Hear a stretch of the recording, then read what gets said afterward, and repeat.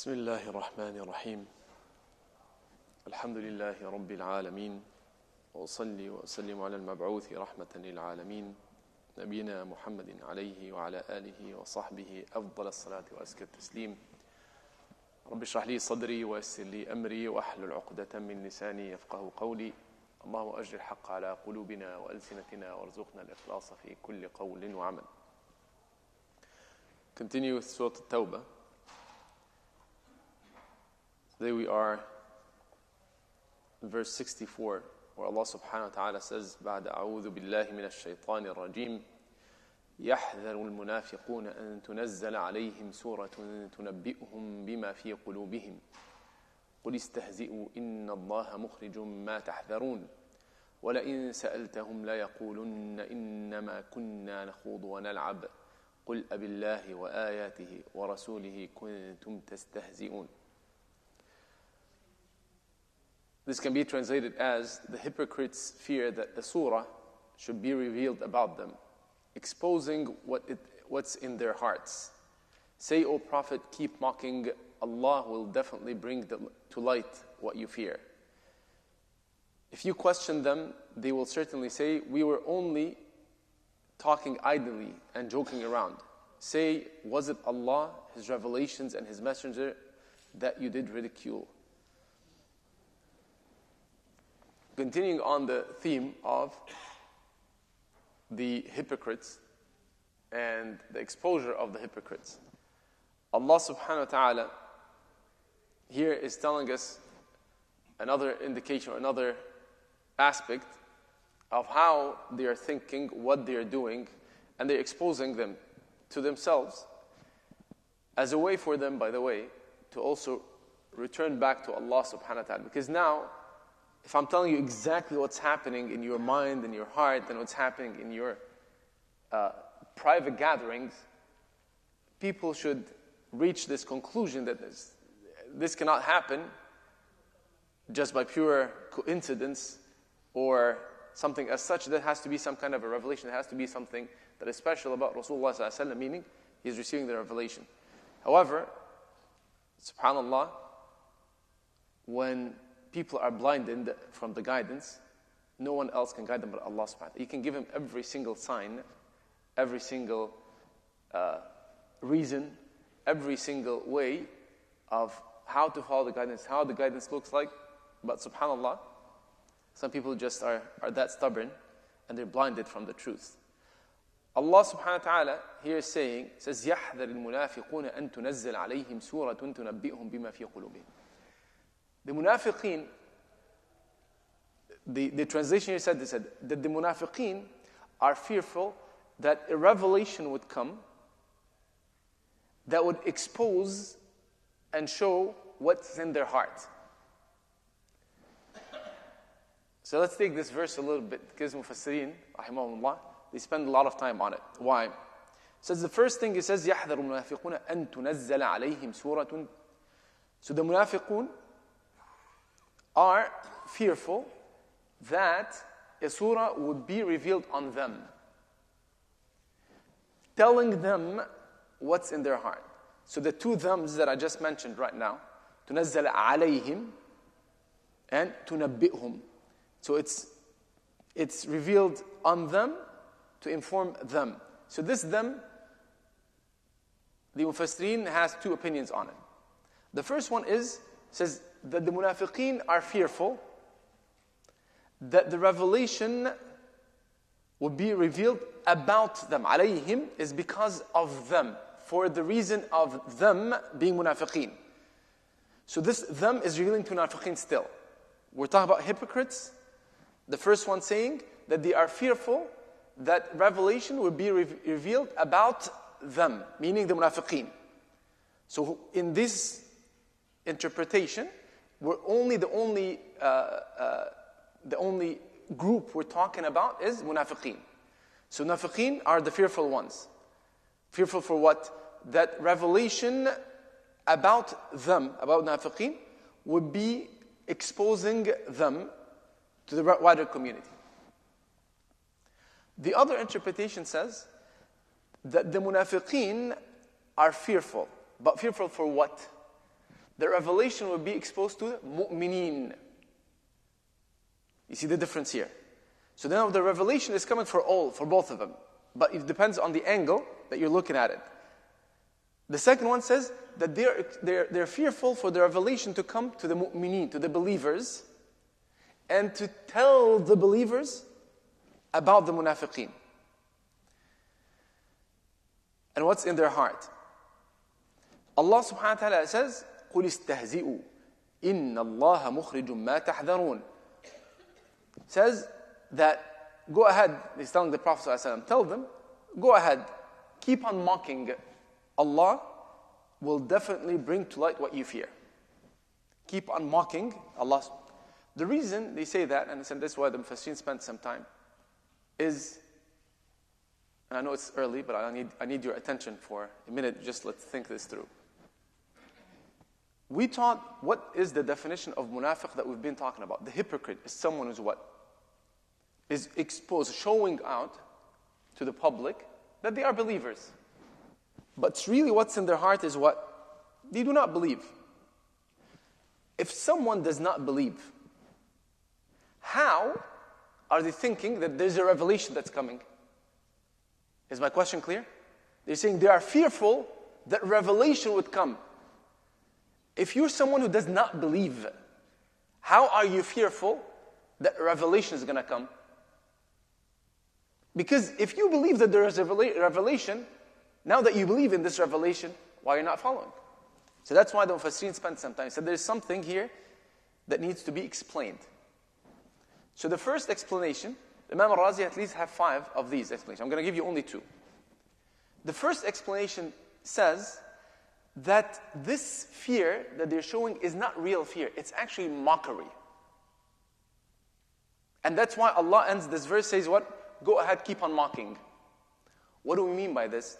They're saying, in their gatherings, they're talking about Rasulullah sallallahu alaihi wasallam. They talk about the Muslimin. They talk about Islam in a negative way, in a bad way, in a bad manner. And amongst themselves, they start joking and say, Muhammad is going to hear about this. Something's going to be revealed about this for him. All of this mockery that we're talking about. So amongst themselves, they're just mocking the fact that there's revelation in the first place. Muhammad talks about the revelation. Allah is going to tell them about this. They're not really fearful. They're as if mockingly saying, that we're so afraid that Muhammad is going to know about this. But they're mocking amongst themselves. So Allah subhanahu wa ta'ala is like, you know what? Keep on going. Keep on mocking, because Allah is actually going to expose it. Even this mockery that you're doing. So that's one explanation. The second explanation, we said there's more than this, but the second explanation I'm going to share with you is, it's a matter of, and this comes from another verse, where Allah subhanahu wa ta'ala talks about them, says, مُذَبْذَبِينَ بَيْنَ ذَلِكَ لَا إِلَى هَؤُلَاء وَلَا إِلَى هَؤُلَاء. That these people, or amongst the munafiqeen, were some that were shaky. They really were completely confused. They have what you call shak. Shak is like a 50-50%. When you have shak, that means you don't know if it's right or wrong. You're really at a 50-50%. So sometimes in their minds it comes, they said, you know what, he might be a prophet. He might be receiving revelation. In other times, like, there's no way he's receiving revelation. They're always confused to that extent. So in that sense, this confusion, it's what's keeping them very fearful. Is he really a prophet? Is he not? Is this deen true or not true? And that's what's causing the confusion. Therefore, when you have this level of confusion, you don't know what's right and what's wrong, it's not obvious, they're feeling in this, they're living in that full fear. And that's a form of them, again, still with this fear, in their small circles, in their private gatherings, they keep on still what? Mocking Allah, mocking the Prophet, mocking the Muslimin, and so forth. I said mocking Allah, by the way, because a lot of remember, even the kuffar of Mecca, they believed in Allah. Munafiqeen were not, as we call them now, atheists. They don't believe in the existence of God. No, they believed in an existence of God. But they believed that there are other idols, or there are other gods, or they had a wrong conception of who God is, but they knew that there's a God. So when we say they are mocking God, they're not mocking the idea of there is existence of God. But that's another thing the Mufassirin say. Mocking the revelation of Allah, mocking the ahkam of Allah, the rules of Allah, the laws of Allah is like mocking God. Because who's the source is Allah subhanahu wa ta'ala. So Allah subhanahu wa ta'ala said, keep on doing what you're doing in your discussions, and because Allah subhanahu wa ta'ala is going to expose you. وَلَئِن سَأَلْتَهُمْ لَيَقُولُنَّ إِنَّمَا كُنَّا نَخُوضُ وَنَلْعَبْ قُلْ أَبِاللَّهِ وَآيَاتِهِ وَرَسُولِهِ كُنْتُمْ تَسْتَهْزِئُونَ. The verses continue and says, when Allah subhanahu wa ta'ala is exposing what they're doing, the munafiqeen, to Rasulullah sallallahu alayhi wa sallam, Rasulullah sallallahu alayhi wa sallam would call them and say, did you say so and so? Allah exposed it to him. But he would ask them to come, some of the munafiqeen, and say, tell me, did you say so and so? Allah already revealed it to him. In one of these incidents, we saw yesterday, when we talked about yesterday, the day before, they would come and say what? Oh, by Allah, we did not say. They would use different techniques, different ways to try to push away this from them. Say, oh, this person is lying. We did not say that. And they start swearing by Allah. Say, we did not say by Allah, we did not say that. This is another way of them trying to get out of these. They say actually, one of the reasons of revelation, there was an incident. The incident we're talking about, the Ghazwa of Tabuk still. The Battle of Tabuk.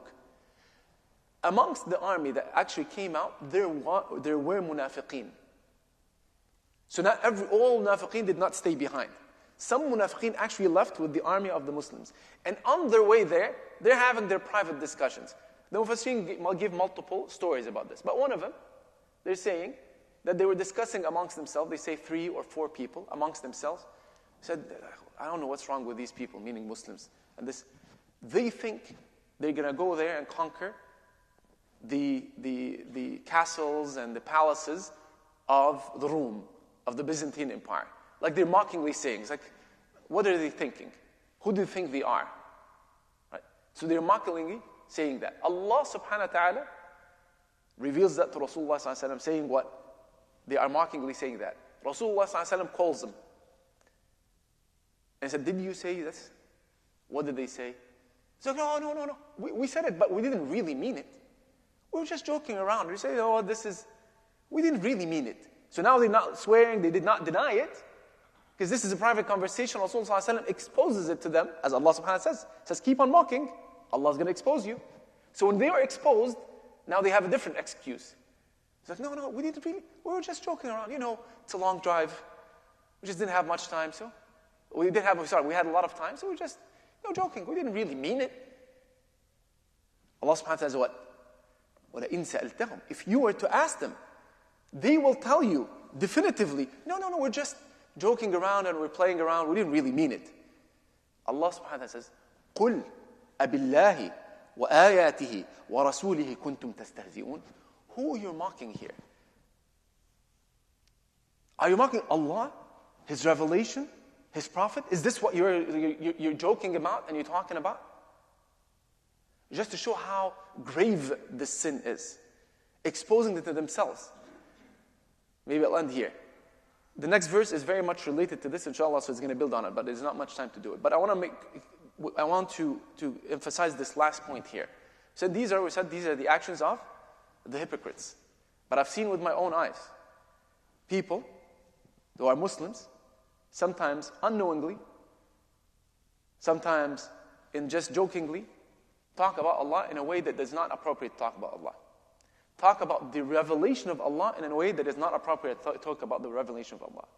Talking about Rasulullah sallallahu alaihi wasallam in a way that is not appropriate to talk about Rasulullah sallallahu alaihi wasallam. I've seen it.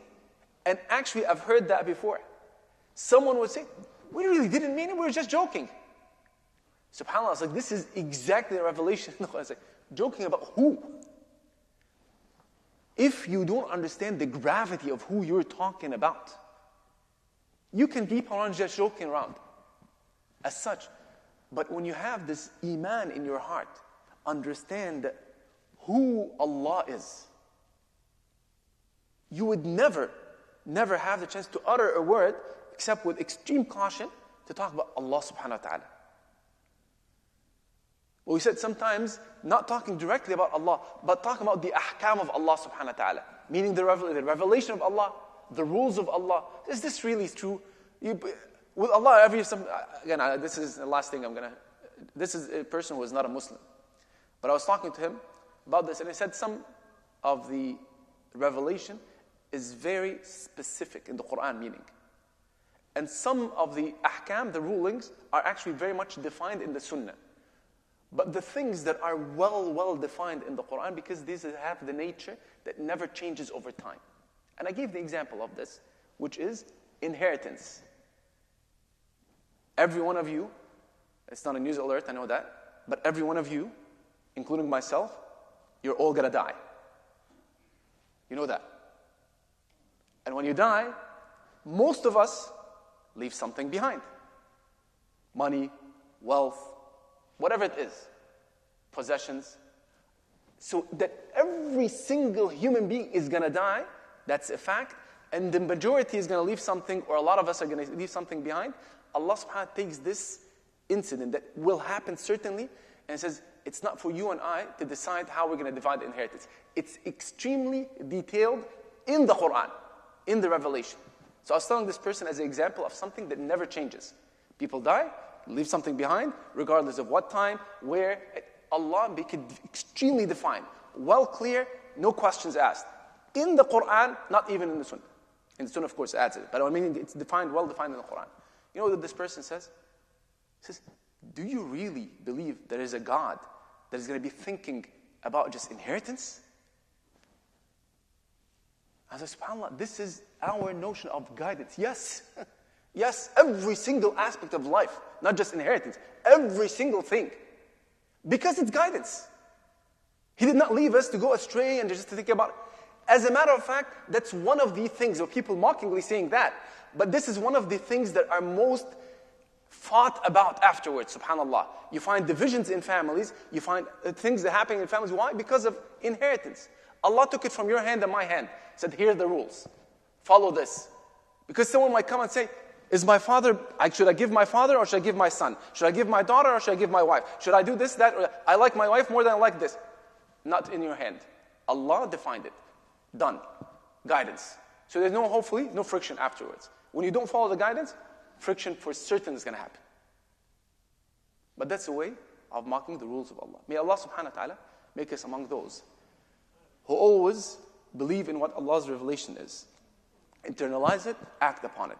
We ask you, Allah, to make this revelation and your rulings something that is extremely beloved in our hearts, that we follow it willingly, know the guidance and the light that you have provided to us. We ask you, Allah subhanahu wa ta'ala, that we have the best of speech and the best of ways when talking about you, about your Prophet, and about all of your revelation. We ask you, Allah subhanahu wa ta'ala, to make this iman hold steadfast in our hearts and we never waver from this. We ask you, Allah, that when it's time for us to go, that you take us to you when you are most pleased with us, and that you admit us to the highest level of Jannah. Jazakumullah khairan. Assalamu alaikum wa rahmatullahi ta'ala wa barakatuh. And I said, tomorrow you have to come up with this in mind, because the revelations, like the next verses are directly related. So if you forget what we talked about today, you're not going to understand tomorrow. Okay? So please keep in mind, inshallah, for just one day.